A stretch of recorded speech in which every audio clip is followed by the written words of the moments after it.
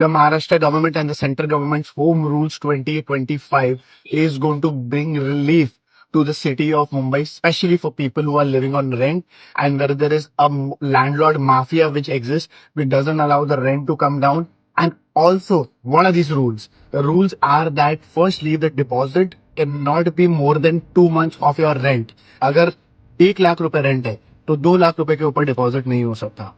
The rule two is that where the landlord is not keeping the flat properly maintained, like there is a geyser issue, there is a seepage issue, there is a painting issue. If you request the landlord and if he doesn't get it done in 30 days, 30 दिन में नहीं करता, आप करा लो और rent से deduct करो.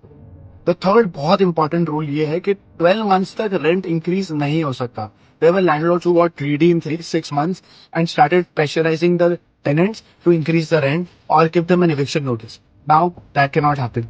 Minimum a year's time, you cannot increase rent. Post that also, you have to give a 90-day notice. 24 hours notice has to be given to enter the flat and inspect the flat. You cannot just randomly enter the flat. The landlord has to give a 24-hour notice. And the fifth is that you have to have a registered document.